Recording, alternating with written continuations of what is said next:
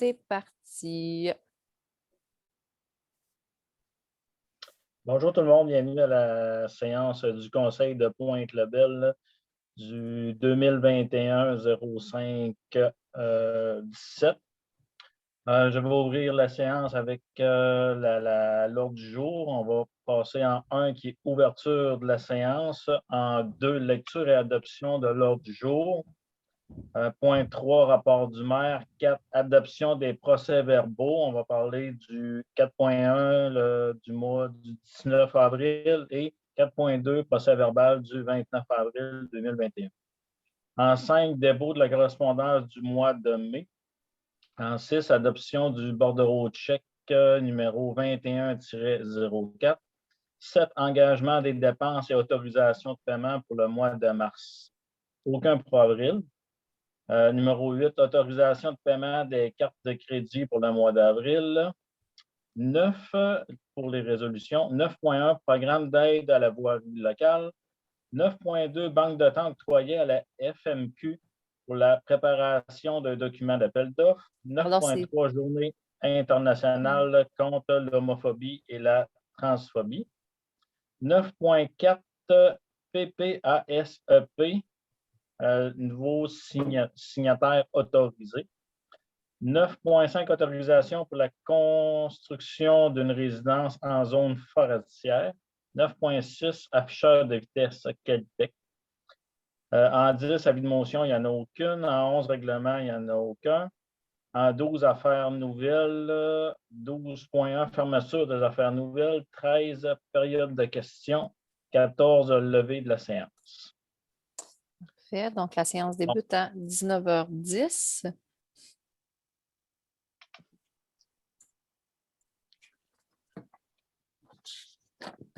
Fait que ça me prend 12 heures pour l'adoption de l'ordre du jour. On vous en fait la proposition, M. le Pro-maire. Merci, M. Baudin. Il a proposé. Est-ce que c'est adopté par tout le monde? Oui. Oui. Oui, d'accord. Je vais juste lire la résolution avant que les gens se prononcent. Il est proposé par le conseiller M. Jeannot Baudin et adopté à l'unanimité des conseillers présents d'adopter l'ordre du jour tel que présenté par la directrice générale adjointe en laissant les affaires nouvelles. On a regardé à l'ordre du jour, il est marqué, c'est une erreur de frappe, FMQ, mais c'est la FQM. Pardon. FQM? Je trouvais ça bizarre. Non, c'est la FQM qui fait les devis. Monsieur le maire Normand Morin, il n'est pas là à soir pour certaines raisons que je n'expliquerai pas en séance. Donc, c'est moi le maire suppléant qui va présider cette séance. Fait qu'on va tomber dans le rapport du maire. Il y a 3 sujets. Je vais lire le premier. Mme Ayers va lire les 2 autres. La date limite pour enlever les abris temporaires, c'est le 15 mai 2021. À partir de cette date, on s'entend que vous pouvez avoir des étiquettes ou autres ou des avertissements. Ça fait que gardez bien vos affaires, c'est important. Parfait. Pour la deuxième ou troisième, c'est Mme Ayers. Parfait. Juste on ouvre la parenthèse sur les abris temporaires. On sait qu'avec la COVID, peut-être qu'il y en a quelques-uns qui ont cru comprendre qu'on ne pouvait pas inviter personne sur son terrain pour demander, exemple, de l'aide ou pour de la main-d'œuvre. C'est possible. À ce que j'ai vu de mes propres yeux, il y en avait déjà beaucoup là, qui avaient déjà enlevé leurs abris temporaires. Il y en avait quelques-uns qui étaient encore en place en date de la semaine dernière. Donc, ça serait vraiment important. Enlevez vos abris temporaires avant que les inspections commencent parce que je vous le dis, là, les inspections pour les abris temporaires vont commencer le 18 mai. Pour ce qui est de la demande au conseiller pour la construction d'un garage avant la résidence, il y a eu un citoyen qui a fait la demande, dans le fond, de construire un garage avant la résidence. La demande a été envoyée aux élus et la réponse en est ressortie négative. Pourquoi? Parce que selon le règlement qu'on a en main, le règlement stipule qu'avant de construire un garage, il faut avoir une résidence principale et le garage doit tenir compte de la superficie de la résidence qui va être construite. Donc, on va renvoyer la demande au citoyen concernant sa demande qui a été faite au conseiller comme quoi qu'elle a été refusée. La restructuration des postes au sein de la municipalité, ça fait beaucoup jaser. Et je vous rassure, on n'a pas plus de personnel qu'on en avait. On a un opérateur en eau potable de plus, mais dites-vous qu'avant, on avait 2 urbanistes. Là, maintenant, on n'en a qu'un seul. Et c'est comme si, dans le fond, que cette personne-là va compenser pour le poste en urbanisme. Je ne dis pas qu'il va faire la job d'urbaniste en tant que tel, mais vous devez comprendre que avec l'absence du directeur général, moi, je suis en poste, etc., on avait des besoins et on a mis les personnes aux bons endroits. On n'a ouvert qu'un seul nouveau poste et c'est le poste de secrétaire à la comptabilité. C'est le seul qu'on a ouvert. Puis, je vous dirais qu'on a quand même grandement diminué la masse salariale. Donc, il n'y a pas de cachette, il n'y a pas de surprise. Là. Je vous le dis, là, on n'a pas plus de monde, on n'a pas plus de postes en tant que tel. C'est juste parce qu'on a redirigé les tâches de travail. Si je vous donne un bon exemple, on avait un urbaniste qui s'occupait de l'eau potable en alternance. Mais maintenant, notre urbaniste ne fait que de l'urbanisme. L'opérateur en eau potable s'occupe de l'eau potable, et etc. Là. On a fini de répartir des tâches un peu de gauche à droite. Là. Donc, si vous avez des questions au niveau de la restructuration des postes au sein de la municipalité, il n'y a aucun problème. Vous pouvez toujours m'écrire ou rediriger vos questions directement à Geneviève. Elle va me les réacheminer. D'ailleurs, j'en ai déjà beaucoup qui m'ont écrit concernant ça. Je n'ai aucun problème. Je suis très transparente là, envers les citoyens de Pointe-le-Bel là-dessus. Là. Mais il faut seulement comprendre que oui, ça a l'air gros, mais on avait des besoins et on se devait de un peu rediriger certaines tâches de travail qui étaient déjà réattribuées à d'autres personnes pour éviter d'alourdir les tâches de travail de ces personnes-là, tout simplement. Donc, on peut passer au point 4, oui? Madame Mayer, j'ai une question. Au sujet des abris d'auto, là. Oui. Bon, il faut démanteler la toile, mais il faut démanteler la structure aussi. Oui, au complet. Au complet. Oui. OK.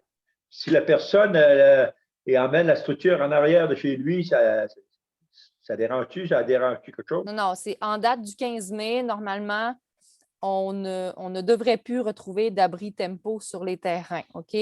On s'entend là. Exemple, quelqu'un a un abri tempo en arrière de chez lui pour mettre son 4 roues. Là, on ne parle pas d'un abri tempo qui rentre un pick-up, un Ford F-150 dedans. Là. On parle vraiment d'une motocross ou quoi que ce soit. On peut comprendre, on peut tolérer, mais c'est toujours la responsabilité du citoyen d'en aviser la municipalité pour que nous, on prenne connaissance de ça. Là, il ne faut pas partir en peur avec ça, que tout le monde se construise des abris tempo pour cacher leurs 4 roues, des choses comme ça. On est tolérant à une certaine limite, mais normalement, les abris tempo qui servent, dans le fond, pour les voitures, on ne devrait plus en trouver sur le terrain en date du 15 mai. Ceci dit, il faut se rappeler que normalement, la date limite était le 1er mai et on a fait changer le règlement pour le 15 mai. Donc, les gens maintenant ont 2 semaines de plus qu'auparavant pour démonter leurs abris tempo. Y compris la structure. Merci beaucoup, madame. Y compris la structure. Oui. En 4.1. Adoption procès-verbal du 19 avril 2021. Considérant qu'il n'y a aucune modification à apporter au procès-verbal, il est proposé par le conseiller M. Jacques Ferland et adopté à l'unanimité des conseillers présents d'adopter le procès-verbal du 19 avril 2021 tel que déposé par la directrice générale adjointe, avec dispense de lecture. Êtes-vous tous d'accord? Oui, monsieur Prouin.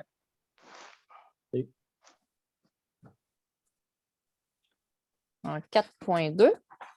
Adoption du procès-verbal du 29 avril 2021.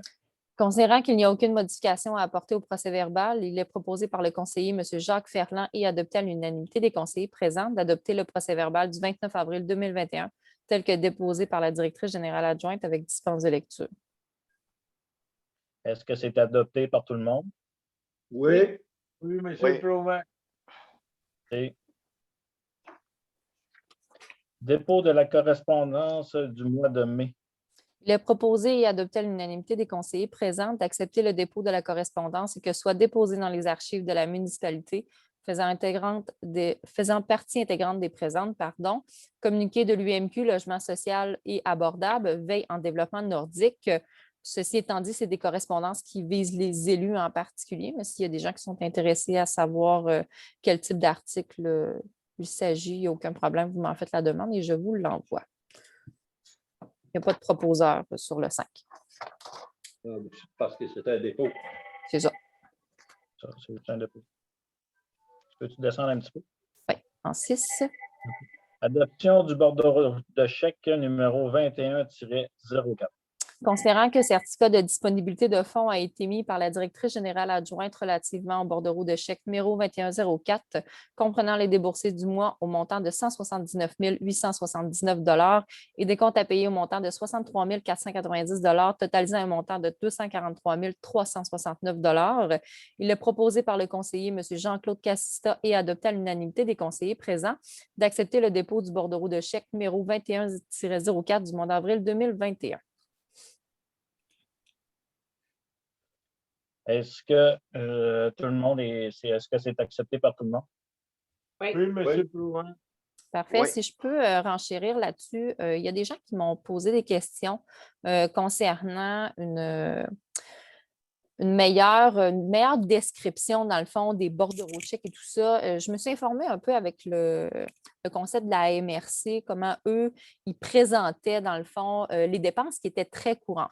Évidemment, nous, on a la description des dépenses projetées que vous voyez là, que j'ai inscrit dans la résolution, mais vous avez également, dans le fond, les paiements par chèque et les paiements par prélèvement autorisés. Okay? Ceci dit, quand vous en avez, si les gens sont intéressés à recevoir, dans le fond, vraiment les détails, moi, je n'ai aucun problème. J'ai même contacté le MAMACH pour savoir si c'était des documents qui étaient officiellement publics.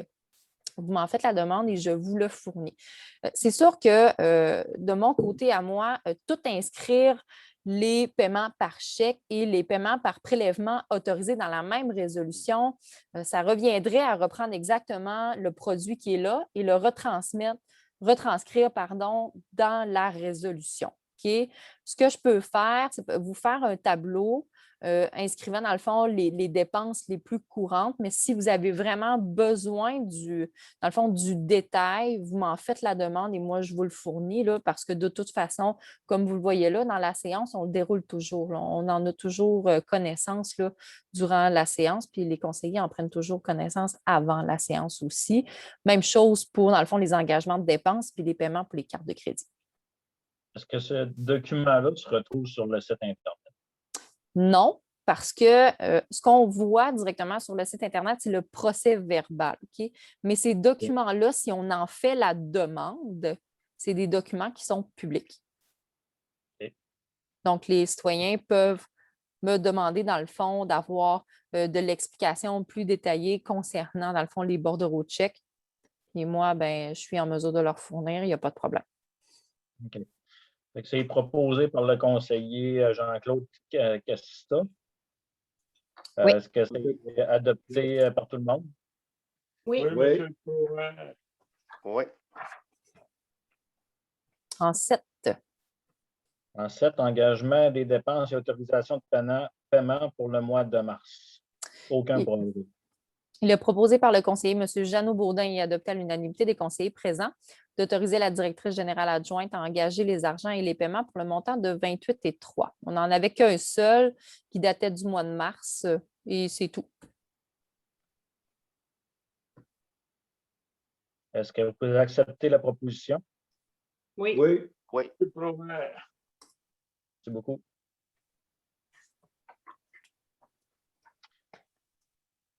Autorisation de paiement des cartes de crédit pour le mois d'avril. Considérant que le Conseil a pris connaissance des montants engagés sur les cartes de crédit de la municipalité, considérant que le Conseil est d'accord avec ces montants, il est proposé par le conseiller M. Jeannot Baudin et adopté à l'unanimité des conseillers présents d'autoriser la directrice générale adjointe à effectuer le paiement des cartes de crédit au montant de 2 134 et 21 sous. Les considérants font partie intégrante de cette résolution. Est-ce que c'est accepté par les conseillers et conseillères? Oui. Oui, M. Plouvin. Parfait. Je vais en profiter en même temps durant la séance pour un peu minimiser les questions en ce qui concerne, dans le fond, les dépenses, les bordereaux de chèques, etc., là, pour que les gens aient un peu connaissance des résolutions. Ici, vous voyez, c'est le relevé master qu'on a reçu en avril. Je vais vous faire une brève description, dans le fond, du montant qui est à payer, là. Ce que vous voyez là, dans le fond, le portable à Annie. OK? Ça, c'est qu'avec les dépenses de la COVID, nous pouvons acheter, dans le fond, une nouvelle flotte informatique. Ceci dit, on peut renouveler, dans le fond, tous nos systèmes informatiques. Et nous, on n'a qu'à fournir la preuve au gouvernement pour recevoir une subvention de la COVID. Parce que vous vous souvenez que dans les résolutions précédentes, on a passé deux résolutions qui concernaient dans le fond, des subventions qu'on recevait du gouvernement en raison de la COVID. Et dans le fond, toutes les flottes informatiques vont passer là-dedans. Puis je tiens à vous dire aussi que pour ce qui est du camp de jour, ce qui est pour les masques de procédure, etc., et tout ça, ce qu'on va devoir fournir va passer également sur, dans le fond, les dépenses de la COVID. Et par la suite, le 10 000 dans le fond, ce que vous voyez en avance de fonds, c'est toujours inscrit là, sur les cartes de crédit. C'est qu'on pourrait faire des avances de fonds de 10 000 mais évidemment, au taux d'intérêt qu'il faudrait qu'on paye, ce n'est pas conseillé de le faire. Le paiement reçu que vous voyez là de 23 c'est pour les séances Zoom. Ceci dit, avec la venue de TELUS qui s'en vient très, très prochainement, on n'aura plus à payer ce montant-là. On va avoir TeamViewer, donc ça va être un peu le même principe, mais la plateforme va changer un peu, là, ça va être un peu différent. Par la suite, c'est des achats quotidiens là, que vous voyez à l'écran qui sont là, des achats chez Walmart, des choses comme ça, Puro Laitard, etc. Parfait, merci beaucoup. On va tomber dans les points 9 côté résolution. Oui. Programme d'aide à la voirie locale. Considérant que le Conseil a pris connaissance des modalités d'application du volet projet particulier d'amélioration, PPA, du programme d'aide à la voirie locale et s'engage à les respecter. Considérant que le réseau routier pour lequel une demande d'aide financière a été octroyée est de compétence municipale et est admissible au PAVL. Considérant que les travaux seront réalisés dans l'année civile au cours de laquelle le ministre les a autorisés. Considérant que les travaux réalisés ou les frais inhérents sont admissibles au PVAL. Considérant que le formulaire de reddition de compte V0321 a été dûment rempli, considérant que la transmission de la reddition de compte des projets a été effectuée à la fin de la réalisation des travaux, au plus tard le 31 décembre 2021 de l'année civile au cours de laquelle le ministre les a autorisés, considérant que le versement est conditionnel à l'acceptation par le ministre de la reddition des comptes relatives au projet, considérant que si la reddition des comptes est jugée conforme, le ministre fait un versement aux municipalités en fonction de la liste des travaux qu'il a approuvés sans toutefois excéder le montant maximal de l'aide tel qu'il apparaît à la lettre d'annonce. Considérant que les autres sources de financement des travaux ont été déclarées, il est proposé par le conseiller M. Jean-Claude Cassista et adopté à l'unanimité des conseillers présents d'approuver les dépenses au montant de 21 448 relatifs aux travaux d'amélioration réalisés et aux frais inhérents admissibles mentionnés au formulaire V0321, conformément aux exigences du ministère des Transports du Québec et reconnaît qu'en cas de non-respect de celle-ci, l'aide financière serait résiliée. Les considérants font partie intégrante de cette résolution. Est-ce que c'est approuvé par les autres conseillers et conseillères? Oui. Parfait.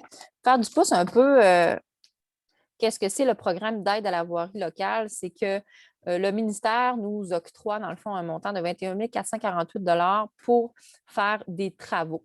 On a une liste de travaux à laquelle qui sont admissibles pour cette aide financière-là. Et on a jusqu'au 31 décembre 2021 pour les finaliser. Ça, c'est pour les routes de la municipalité seulement, et non pas les routes sous la responsabilité du ministère des Transports, je crois. En plein ça.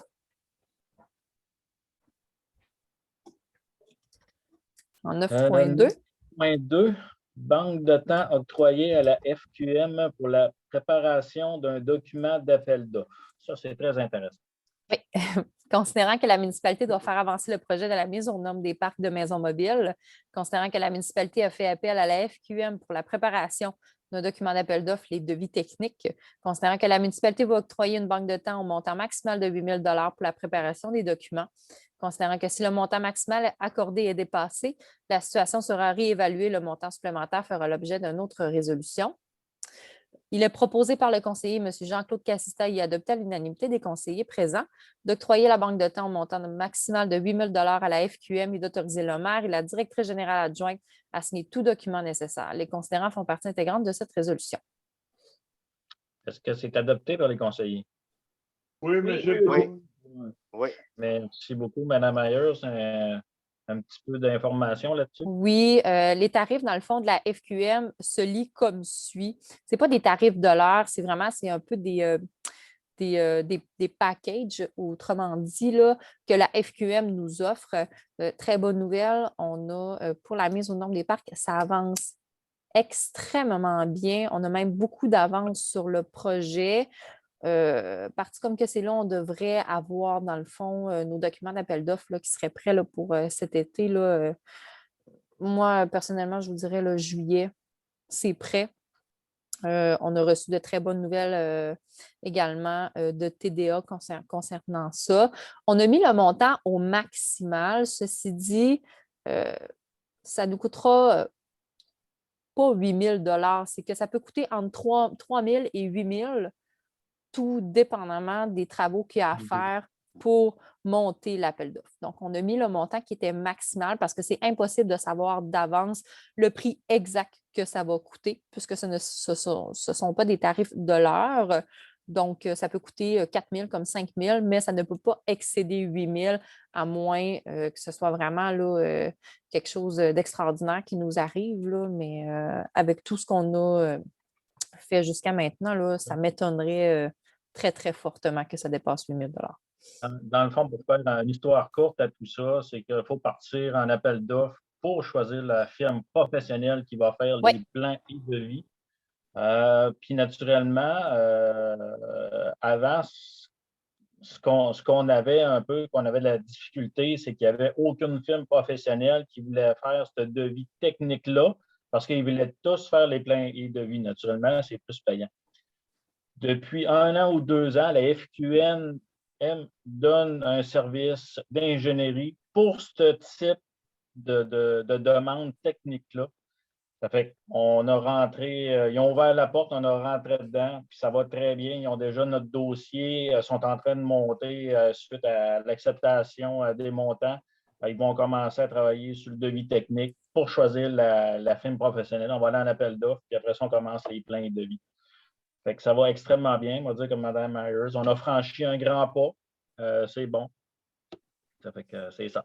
On est parti vous donner le premier coup de pelle en 2022. Ça, c'est clair. Ouais. Je croise les doigts. Des fois, c'est un dossier qui est assez épineux, qu'on a avancé de 10 pieds, qu'on a reculé de 5 pieds, qu'on a avancé encore. Ça a été très dur, mais à force de bûcher et de travailler, on s'en vient qu'à avoir les de mérite. Bravo. Oui. 9.3, Journée internationale contre l'homophobie et la transphobie. Considérant que la Fondation Émergence a pour mission de défendre les droits des personnes lesbiennes, gays, bisexuelles et trans, considérant que la municipalité appuie la Fondation Émergence dans ses démarches, considérant que la municipalité faute d'orthographe, veut souligner la journée du 17 mai comme étant la journée internationale contre l'homophobie et la transphobie. Il est proposé par le conseiller M. Jacques Ferland et adopté à l'unanimité des conseillers présents d'appuyer la Fondation Émergence et de souligner la journée du 17 mai comme étant la journée internationale contre l'homophobie et la transphobie. Les considérants font partie intégrante de cette résolution. Est-ce que c'est adopté par les conseillers? Oui, monsieur. Merci beaucoup. 9.4. 9.4, PPASP, nouveau signataire autorisé. Considérant que M. Leger, directeur aux opérations, n'est plus à l'emploi, considérant que M. Leger était la personne autorisée à signer les documents relatifs à la réalisation de l'analyse de vulnérabilité des sources d'eau potable de la municipalité, considérant que le PPASP doit obtenir par résolution la nouvelle personne autorisée à signer les documents, considérant que Mme Christelle Ayers, directrice générale adjointe, sera la personne autorisée, considérant que M. Normand Morin, maire, sera autorisé à signer les documents en raison du congé de maternité de la directrice générale adjointe, soit à partir du 28 juin 2021. Il est proposé par le conseiller M. Jacques Ferland et adopté à l'unanimité des conseillers présents que la directrice générale adjointe et M. Normand Morin, maire, soient autorisés à signer tout document relatif au PPASP. Les considérants font partie intégrante de cette résolution. Est-ce que les conseillers acceptent? Oui. Oui. Oui. Parfait. Beaucoup. Je vais vous expliquer un peu qu'est-ce que c'est, là, dans le fond. Là, c'est la protection des sources d'eau potable. À chaque 5 ans, 4 ans ou 5 ans, selon la loi 68, on a une obligation ministérielle de faire les tests, dans le fond, l'analyse de vulnérabilité des sources d'eau potable qu'on a. Ceci dit, on avait eu une subvention de 22 400 $ qui était destinée à la modélisation numérique de nos puits et à l'analyse de vulnérabilité des sources d'eau potable de la municipalité. C'était M.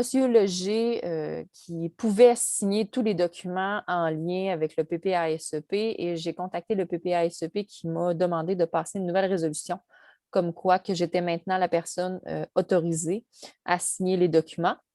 Et vu que moi, je pars en congé maternité à partir du 28 juin, pour éviter de repasser une deuxième résolution, j'ai mis M. Maire, dans le fond, comme co-signataire avec moi. Parfait, merci beaucoup. On va passer 9.5. 9.5, autorisation pour la construction d'une résidence en zone forestière. Considérant que M. Pascal Raymond veut vendre le lot 5 219 649, considérant que ce lot est situé en zone forestière, considérant que la construction d'une résidence unifamiliale est conditionnelle à l'obtention de l'autorisation du conseil municipal, considérant que le conseil est en faveur du développement résidentiel, il est proposé par le conseiller M. Jean-Claude Cassista y adopté à l'unanimité des conseillers présents d'accepter la construction d'une résidence familiale sur le lot 5 219 649 dans le but de promouvoir le développement résidentiel. Les considérants font partie intégrante de cette résolution. Est-ce que c'est accepté par les conseillers et conseillères? Oui. Oui, monsieur. Oui. Merci. 9.6. Afficheur de vitesse Qualitech. Considérant que la municipalité veut se doter d'un panneau solaire et d'un afficheur de vitesse, considérant que la municipalité est soumissionnée avec l'entreprise Qualitech, considérant que la soumission s'élève à 6 597,17 $ avec taxes, il est proposé par le conseiller M. Jacques Ferland et adopté à l'unanimité des conseillers présents d'autoriser la directrice générale adjointe à accepter la soumission de l'entreprise Qualitech au montant de 6 597,17 $ avec taxes pour l'achat d'un panneau solaire et d'un afficheur de vitesse. Les considérants font partie intégrante de cette résolution. Est-ce que c'est accepté par les conseillers et conseillères? Oui, monsieur. Oui. Pour faire un peu de pouce là-dessus, M. Lafontaine, allez-y. on avait déjà passé une résolution antérieurement en 2020 pour les afficheurs de vitesse. Ceci dit, avec la COVID, etc., la soumission avait changé et on devait se procurer, dans le fond, un nouveau panneau solaire. Donc, moi, j'ai rentré en contact avec l'entreprise et ils ont fait l'ajustement, dans le fond, de la soumission. Là, on parle, je voudrais qu'il y ait à peine 200 $ de différence. Là. Ceci dit, tout de suite après que la résolution soit passée, qu'elle soit signée, j'enclenche le processus. Pour les citoyens de Pointe-le-Bel, je vous le dis, la première place où est-ce qu'on va l'installer, ça va être dans le coin de Pointe-Paradis. On a eu vent qu'il y avait des gens qui passaient à une vitesse assez élevée, surtout dans le coin du sentier des Toutous. Puis on est en train de regarder aussi, là, dans le fond, là, pour peut-être faire comme une espèce de stationnement là, pour les personnes là, qui veulent aller se promener dans les sentiers, là, parce qu'on est très conscient là, que les gens là, nécessairement ne font pas très attention quand ils passent dans ce coin-là. Et les gens doivent se stationner en rebord de route et avec des jeunes enfants, là, ça peut quand même être très dangereux. Donc, on va aligner sur le projet. Ceci étant dit, ça ne sera pas pour demain matin, mais je vous promets qu'on va faire quelque chose pour ça. Et présentement, là, on va en avoir 2 en notre possession. Ça fait que ça a été des demandes des citoyens ainsi que des conseillers d'en avoir 2 parce que ça a été prouvé avec celui qu'on avait, comme de quoi ça faisait diminuer beaucoup la vitesse des gens qui passent. Ça fait que je suis content qu'on va le commander, qu'on va le recevoir et qu'on va l'installer assez vite, merci. Fermeture des affaires nouvelles. Considérant qu'aucune affaire nouvelle n'a été traitée, il est proposé par le conseiller M. Jeannot Baudin de procéder à la fermeture des affaires nouvelles. Est-ce que les conseillers acceptent? Oui. Oui. Oui. Oui. On va tomber dans la période de questions. Je demande à Mme Ayers Oui. les questions et de répondre. Oui, en fait, Il y en a plusieurs. oui, ben, on en a une dizaine parce qu'on a eu une séance extraordinaire, on a eu la séance ordinaire. Donc, j'ai tout rapatrié les questions directement dans la période de questions de la séance-ci.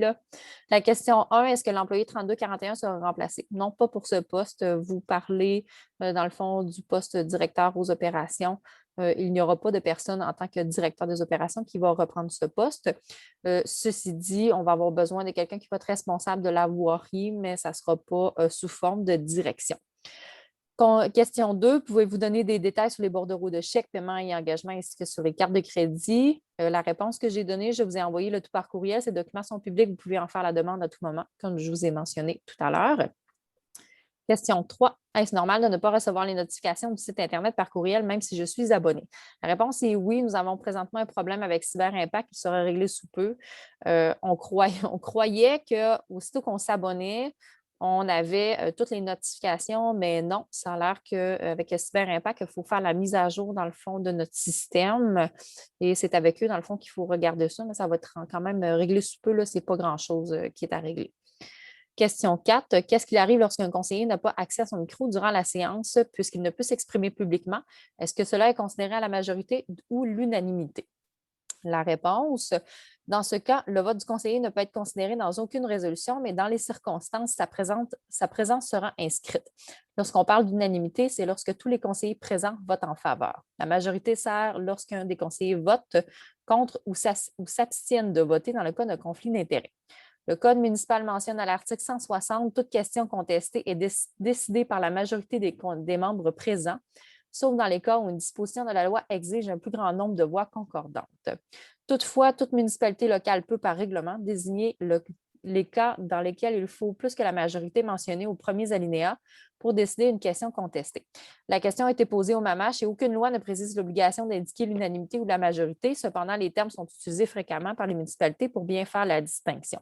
Donc, si vous comprenez, exemple comme M. Bernard Paquette n'est pas à la séance ce soir, mais si tous les conseillers qui sont présents là maintenant votent oui, la résolution va être en faveur de l'unanimité. Mais si, exemple, M. Baudin voterait contre une résolution, s'abstiendrait de voter, on inscrirait à la majorité. Question 5. Un conseiller qui quitte la séance comme celle du 19 avril doit-il en aviser le maire ou le maire suppléant, le cas échéant? Oui, effectivement. Question 6. À quelle date les cabanons doivent être-ils enlevés? Je ne comprenais pas vraiment très bien le terme cabanon. Je crois que la personne parlait des abris temporaires, donc j'ai répondu de ce sens. J'ai indiqué, dans le fond, je crois que vous parlez des abris temporaires. Si c'est le cas, la date limite est le 15 mai de chaque année. Question 7. Si la route n'est plus accessible vers Bécomo, par exemple, dû à une inondation, avez-vous pensé à d'autres alternatives que l'hébergement à la ville de Bécomo? Oui, il y a toujours la possibilité d'avoir accès au chemin de contournement vers Manic 2 et le village de Château-Start qui est prêt à nous prêter main forte. Question 8. Lors de la publication... Si je ne me trompe pas, oui? je m'excuse, Mme Ayers, concernant cette question, je crois que ça fait partie du document de, comment on appelle ça, là, avec la ville de Bécomo, puis la sécurité publique, je pense. Oui. Sécurité publique, Oui, je ça fait partie de tout, sur les états d'urgence. Oui, c'est les états d'urgence avec la ville de Bécomo puis sécurité publique. C'est ça. Le Château-Start est là-dedans. Vous pouvez continuer. OK. Ça ne sera pas très long. Monsieur Lafontaine, Monsieur Ferland a répondu au téléphone en pleine séance. Là, dans la séance actuelle. Oui, qui ferme son micro. Oui, c'est sûr que ça serait bien parce que là, on comprend comme genre ça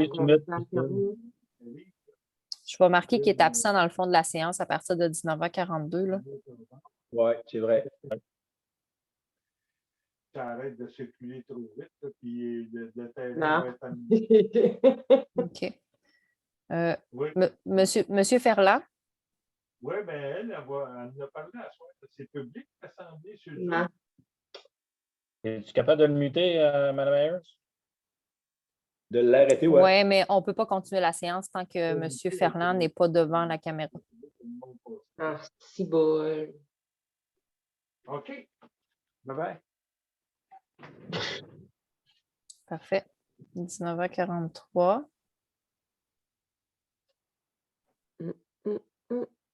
M. Ferland, êtes-vous en avant de votre écran? Oui, je le vois. Oui, j'ai répondu au téléphone. C'est Mme Lebreu qui m'appelait, puis j'ai fait part des réflexions de Mme Ayers là, concernant le sentier des toutous. Elle était très heureuse de prendre ça. Et Monsieur Ferland, j'aime autant vous avertir qu'on est en session et vous devez demander l'autorisation et ne pas vous faire déranger par quiconque parce que sinon, ça arrête la séance automatique. Ah, OK, mais j'ai resté présent à l'écoute, mais j'ai répondu au téléphone. Mais On je a arrêté. m'excuse, M. Prouvaire. Donc, on peut continuer. On était rendu, je crois que la question 8, on avait répondu. Non, on était rendu à la question 8.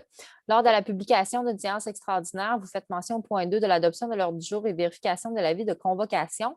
Mais lors de son adoption, aucune mention n'est faite à l'effet que l'avis de convocation est conforme aux articles, pardon, je manque de consonnes et de voyelles ce soir, aux articles 152 suivants et est-ce que c'est inscrit dans le procès-verbal que tout est conforme au Code municipal? Réponse, c'est l'article 153 du Code municipal. Le Conseil, avant de procéder aux affaires prévues à la séance extraordinaire, doit constater et faire mention dans le procès-verbal de la séance que l'avis de convocation a été signifié tel que requis par la loi aux membres du Conseil qui ne sont pas présents à l'ouverture de la séance. Cela dit, le Conseil a confirmé par écrit verbalement d'avoir bel et bien reçu l'avis de convocation. De ce côté-là, normalement, dans une séance extraordinaire, pour peut-être ceux qui se posent la question, il n'y a pas d'avis publics qui sont faits. Mais je vous dirais que j'essaie toujours autant que possible de l'afficher quand même sur notre site Internet là, et d'en faire part qu'il va y avoir une séance extraordinaire, mais ce n'est pas une obligation de la loi.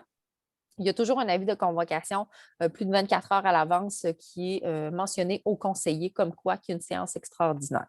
Donc oui, ça va être inscrit dans le procès-verbal.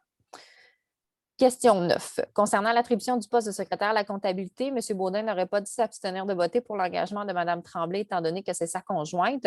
Il n'y aurait pas, selon vous, un conflit d'intérêts selon le Code d'éthique et de déontologie des élus municipaux. La réponse que j'ai donnée, c'est M. Baudin n'a pas voté. Il est donc indiqué à la majorité puisque son vote est exclu. De plus, il en a avisé le maire avant la séance. J'en ai parlé aussi au MAMACH concernant ça. C'est sûr qu'au niveau du code d'éthique, c'est toujours mieux de s'abstenir de voter dans le cas de M. Baudin. Mais ceci dit, M. Baudin a bien fait. Il s'est abstenu de voter. L'important, c'est que le maire en soit avisé avant le début de la séance. M. Baudin a fait diligence professionnelle là-dessus, je lui en remercie. Oui. Question 10. Est-ce que les questions sont toujours répondues aux séances? À moins d'une ou plusieurs questions spécifiques à un citoyen en particulier, les questions sont répondues aux séances. Cependant, il arrive que nous puissions vous répondre à l'avance, mais vos questions figureront tout de même à la séance. Question 11, est-ce que c'est possible d'avoir la liste des tâches de la secrétaire à la comptabilité? Pour l'instant, non, puisque les tâches n'ont pas été signées de la part du syndicat. Donc, tant et si longtemps que ça n'apparaît pas dans la convention collective de façon définitive, je ne fournirai pas les tâches de la secrétaire à la comptabilité. Mais ceci dit, un coup que ça va être fait, je n'ai aucun problème de le fournir. C'était les questions qu'il y avait pour la séance du 19 et du 29 avril. On est rendu à la levée de la séance. Ça me prend, écoute, on va en finir en beauté, considérant que les points de l'ordre du jour ont dûment été traités. Il est proposé par le conseil, ça me prend un proposeur et adopté l'unanimité. Je vais en faire une proposition, M. conseiller présent. M. Cassita, Oui. est-ce que c'est accepté par tout le monde? Oui. Oui, M. Prouvaire. Donc, la séance se termine à 19h48. Est-ce que les Merci conseillers beaucoup. avaient des questions? Non, je posais au fur et à mesure pour moi, tant qu'à moi. Parfait. Donc, je vais mettre fin au partage d'écran.